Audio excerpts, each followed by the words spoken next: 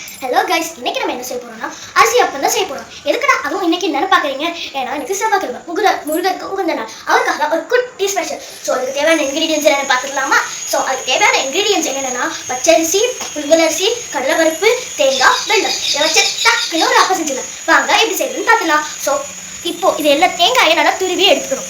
So இப்போ பச்சரிசி, புழுங்கலரிசி, கடலைப்பருப்பு இந்த மூணுத்தையும் ஒரு 2 மணி நேரம் ஆர் 5 hours நம்ம நல்லா ஊற வச்சுக்கணும் தண்ணியில்.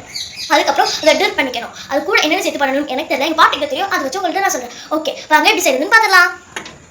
ஃபர்ஸ்ட் நம்ம வந்துட்டு வெள்ளத்தை இடிச்சுக்கலாம்.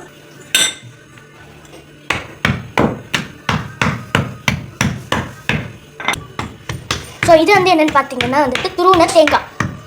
அப்புறம் இது ஏலக்காய் மிக்ஸி ஜாரில் போட்டுக்கணும். இன்னுமே நல்லா ஃபைனாக அரைச்சிக்கணும். அரைச்சிக்க வேணாம், நீங்கள் அரைச்சிக்கிறதா இருந்தால் கூட அரைச்சிக்கலாம். நாட்டு சக்கரை இருந்துச்சுன்னா கூட அது கூட போட்டுக்கலாம் நீங்கள். ஸோ இது நம்மளுக்கு ஓகேவானது. இப்போது நம்ம தேங்காய் போட்டுக்கலாம்.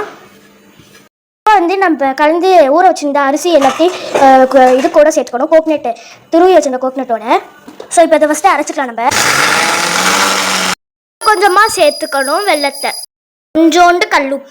இந்த அளவுக்கு ஃபைன் பேஸ்ட்டாக நம்மளுக்கு கிடச்சிருக்கணும். இந்த அளவுக்கு நம்மளுக்கு ஃபைன் பேஸ்ட்டாக இருக்கணும்.